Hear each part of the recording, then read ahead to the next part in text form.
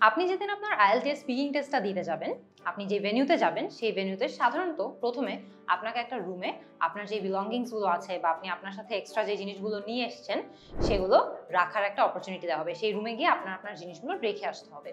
এর পরবর্তীতে আপনার যখন স্পিকিং টেস্ট দেওয়ার টার্ন আসবে তখন আপনি যাবেন যেই রুমটাতে আপনার স্পিকিং টেস্ট হবে, এক্সামিনার আপনাকে ভিতরে ইনভাইট করবেন। এরপরে আপনি যাওয়ার পরে সেখানে অনেক সময় দেখা যায় যে আমরা টেবলে মাঝে মধ্যে একটা রেকর্ডার দেখে বা একটা MP3 প্লেয়ার দেখে হয়তো একটু ঘাবড়ে যাই, বাট এটা একদমই নর্মাল। পুরো স্পিকিং টেস্টটা কিন্তু রেকর্ড করা হয় যাতে পরবর্তীতে তারা আপনাকে অ্যাসেস করতে পারে। সেটা কিন্তু খুবই স্বাভাবিক। একটা MP3 প্লেয়ার একটা টেবলে থাকবে, টেবলে অন্যান্য কিছু কাগজ স্টেশনারিও থাকবে। এর পরবর্তীতে স্পিকিং টেস্টটা শুরু হওয়ার ঠিক আগে এক্সামিনার আপনার আইডি চেক করবে। আপনার যে পাসপোর্ট আছে বা যেনি ফর্ম অফ আইডি যেটা আছে সেটা এক্সামিনার চেক করবে। এখানে খেয়াল রাখবেন আপনি আপনার যেই আইডি দিয়ে রেজিস্ট্রেশন করেছেন সেই আইডি যাতে নিতে না ভুলে যান, নাহলে কিন্তু সমস্যা হবে। এরপরে জাস্ট বেসিক কিছু ইন্ট্রোডাক্টরি কোয়েশ্চেন দিয়ে এক্সামিনার আপনার স্পিকিং টেস্টটা শুরু করবে। সাধারণত একদম প্রথমে তিনি হয়তোবা আপনাকে আপনার নাম জিজ্ঞেস করতে পারে।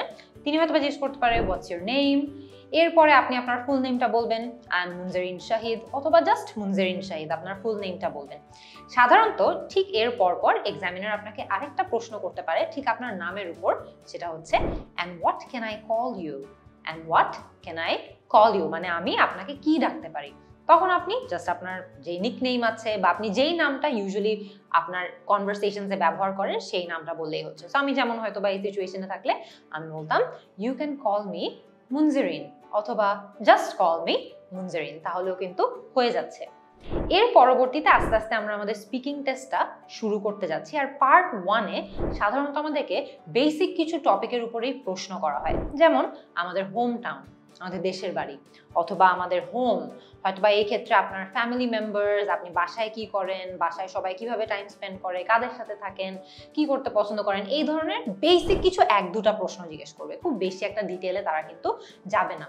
এমনও হতে পারে আপনাকে আপনার কাজ নিয়ে, যদি আপনি একজন ওয়ার্কিং প্রফেশনাল হয়ে থাকেন তাহলে আপনাকে আপনার কাজ নিয়ে তারা জিজ্ঞেস করবে। আপনি যদি একজন স্টুডেন্ট হয়ে থাকেন তাহলে আপনার পড়াশোনা নিয়ে তারা জিজ্ঞেস করবে। কিন্তু এই স্টেজে, এই পার্ট 1-এ তারা শুধুমাত্র 1 থেকে 2টো প্রশ্ন করে, যেগুলো খুব বেশি ডিটেলসে হয় না। সেগুলো সাধারণত খুব বেসিক এরকম কয়েকটা টপিকের মধ্যেই তারা করে থাকে। এরও পরবর্তীতে তারা হয়তোবা আরও 1-2টা ফলো আপ কোয়েশ্চেন করতে পারে সেম টপিকের উপর পার্ট 1-এ। ওই টপিকের উপরেই তারা কিছু বিল্ড করতে চায়। ধরেন আপনাকে যদি কাজ নিয়ে প্রশ্ন করে থাকে তাহলে হয়তো বা কাজের উপর আরো কিছু বিস্তারিত কোয়েশ্চেন তারা করে থাকবে। এখন আমরা একটু ডিসকাস করে নিই যে আমরা যে স্পিকিং পার্ট 1-এর কথাটা বলছি, এই পার্টটাতে সাধারণত কোন টিপস অ্যান্ড ট্রিক্সগুলো ফলো করলে আমরা আমাদের স্পিকিংয়ের স্কোরটা একটু ভালো করার সুযোগ পেয়ে থাকবো। একদম প্রথম আপনাদেরকে যেই টিপটা আমি দিতে চাই সেই টিপটা হচ্ছে এক্সাম ভেন্যুতে একটু আগে চলে আসবেন। আপনার পরীক্ষা যদি 4টার সময় হয়ে থাকে, চেষ্টা করবেন আপনি আধা ঘন্টা বা 40 মিনিট আগে যদি চলে যেতে পারেন তাহলে আপনি সেই জায়গাটার সাথে একটু অ্যাকাস্টমড হতে পারবেন। যেই জায়গায় আপনার পরীক্ষাটা হচ্ছে তার এনভায়রনমেন্টটা একটু দেখতে পারবেন, একটু সেটেল ডাউন করতে পারবেন। পারলে আরও 1 ঘন্টা আগেও যদি আপনি চলে যেতে চান চলে যেতে পারেন। আমি আমার স্পিকিং টেস্টে সম্ভবত 45 মিনিটস আগে গিয়েছিলাম, আর ওটা আমাকে অনেক হেল্প করেছিল কাম থাকতে। কারণ আমি গিয়ে ওভারঅল সেটিংটা দেখেছি, গিয়ে একটু ইউজ টু হয়েছি, সেটা আমাকে আমার নার্ভসকে কাম ডাউন করতে অনেক বেশি হেল্প করেছিল। আরেকটা টিপ আপনারা কাজে লাগাতে পারেন আপনাদের স্পিকিং টেস্টে, সেটা হচ্ছে স্পিকিং টেস্ট দিতে যাওয়ার আগে ইংলিশে কিছু কন্টেন্ট শুনবেন। সেটা আপনার ফেভারিট কমেডি শো হতে পারে, সেটা আপনার ফেভারিট পডকাস্ট হতে পারে, সেটা আপনার ফেভারিট টক শো হতে পারে। আপনি যদি নিউজ দেখতে পছন্দ করেন তাহলে এটা নিউজ হতে পারে। বাট একটু ইংলিশ কন্টেন্ট শুনতে থাকবেন, তাহলে আপনার ওভারঅল ওই ল্যাঙ্গুয়েজের সাথে কানেকশনটা থাকবে। এটা ম্যান্ডেটরি না, বাট আই ফিল যে এটা আপনাকে স্পিকিং টেস্টে যাওয়ার আগে আবারও একটু কাম থাকতে, একটু কাম অ্যান্ড কালেক্টেড থাকতে খুবই হেল্প করবে। তাছাড়া আমরা যদি আগাই, থার্ড যে টিপটা আমি আপনাদেরকে বলতে চাই, একটু মেন্টালি প্রিপেয়ার্ড থাকবেন। স্পিকিং টেস্টে গিয়ে আমাদেরকে কিন্তু অনেক কথাবার্তা বলতে হবে, তাই না? এত কথাবার্তা বলতে আমরা কিন্তু কেউই ইউজ টু না ইংলিশে। সো খুব ভালো করে প্র্যাকটিস করে যদি আপনি যান তাহলে আপনি মেন্টালি প্রিপেয়ার্ড থাকতে পারবেন। আইএলটিএস এর স্পিকিং টেস্টের ওভারঅল ফরম্যাট সম্পর্কে যদি আপনার একদম ভালোভাবে জানা থাকে, আপনি অনেক প্রিপেয়ার্ড থাকতে পারবেন এবং এটা আপনাকে একটা পজিটিভ মুডে থাকতে অনেক হেল্প করবে। আপনি যদি একদম গম্ভীর হয়ে স্পিকিং টেস্টে ঢুকেন, হয়তো বা আপনার বডি ল্যাঙ্গুয়েজ দেখে এক্সামিনারও সেই জিনিসটা পছন্দ না করতে পারে। যাবেন, পজিটিভ মুডে থাকবেন, এক্সামিনারকে গ্রিট করবেন উইথ আ স্মাইল, তাহলে দেখা যাবে যে ওভারঅল পুরো জিনিসটা আপনার আরো কম ভয়ঙ্কর লাগবে, আপনার নার্ভাসনেসটাও অনেক কমে আসবে। এরপরে আপনাদেরকে যেই টিপটা দিতে চাই স্পিকিং টেস্টের জন্য সেটা হচ্ছে আপনারা একটা জিনিস খেয়াল করবেন, যদি আপনারা স্পিকিং টেস্ট দিতে চান, আপনারা যখন কথা বলছেন তখন এক্সামিনার কিন্তু অনেকগুলো নোট নিতে থাকে। তারা যে নোটগুলো নেন এগুলো নিয়ে ডিস্ট্রাক্টেড হবেন না। নোট নেওয়াটা is a very normal part of the speaking test. এই টাইমটাতে এক্সামিনার যেটা করে সেটা হচ্ছে যে আপনার টাইমিংগুলো তারা নোট করে রাখে। এখানে কিন্তু তারা আপনাকে কি স্কোর দিবে সেটা ডিসাইড করে না। সো প্লিজ এটা নিয়ে আপনারা নার্ভাস থাকবেন না। তারা যা যা নিজেদের পার্সোনাল নোট টেকিং এর জন্য অনেক কিছু তারা টুকে রাখে, বাট এটা কিন্তু একদমই নর্মাল। এটা দেখে নার্ভাস হওয়ার কোনো কিছু নাই। আপনার মেইন স্কোরটা কিন্তু এক্সামে অ্যাসেস হওয়ার চেয়ে আরো বেশি হচ্ছে যে তারা যে রেকর্ডিংটা রেখে দেয় ওই রেকর্ডিংটা আরো পরবর্তীতে অনেক এক্সামিনার শুনে তারপরে আপনাকে অ্যাসেস করে। সো এটা কিন্তু এক্সামিনার নিজের পার্সোনাল রেকর্ড কিপিং এর জন্যই নোটগুলো নিচ্ছে।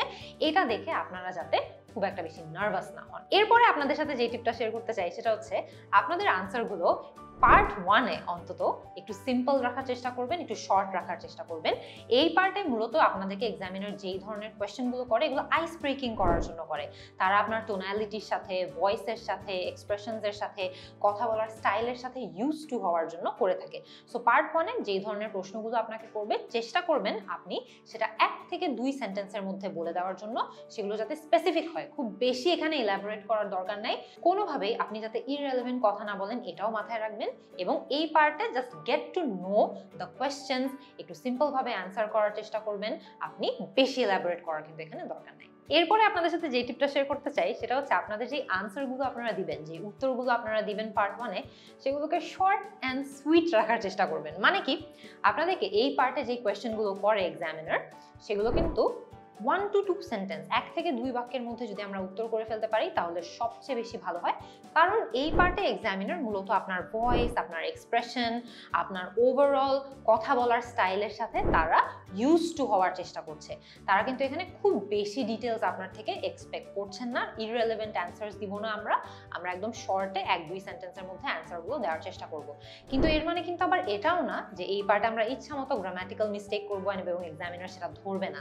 আপনি যদি অনেক গ্রামাটিক্যাল মিস্টেকস করেন, অনেক ধরনের ভুল হয় আপনার স্পিকিংয়ে, এক্সামিনার কিন্তু সেটা ডেফিনেটলি নোট করবে। সো এমন না কিন্তু যে এই পার্টকে আমরা গুরুত্ব দিব না, বাট এই পার্টে আমরা বেশি ডিটেলসে যাব না। আমরা চেষ্টা করব 1 থেকে 2 সেন্টেন্সের মধ্যে আমাদের অ্যান্সারগুলো দিয়ে দিতে। এরপরে যে টিপটা শেয়ার করতে চাই সেটা হচ্ছে মুখস্থ করে আমরা যাতে কোনো অ্যান্সার না নিয়ে যাই। অনেকে আমরা মনে করে থাকি যে কমন কিছু টপিকের কি কি ধরনের অ্যান্সার হতে পারে সেটা আমি মুখস্থ করে নিয়ে গেলেই মনে হয় বেস্ট, আমরা একদম ভালো পারফর্ম করতে পারবো। এটা কিন্তু একদমই ভুল ধারণা। এক্সামিনাররা যারা পরীক্ষা নেয় আইএলটিএস স্পিকিং এর, তারা কিন্তু অনেক দিন ধরে স্পিকিং টেস্ট নিচ্ছে। তারা কিন্তু 100% বুঝে যাবে যখন আপনি মুখস্থ করে অ্যান্সার দেওয়ার চেষ্টা করছেন।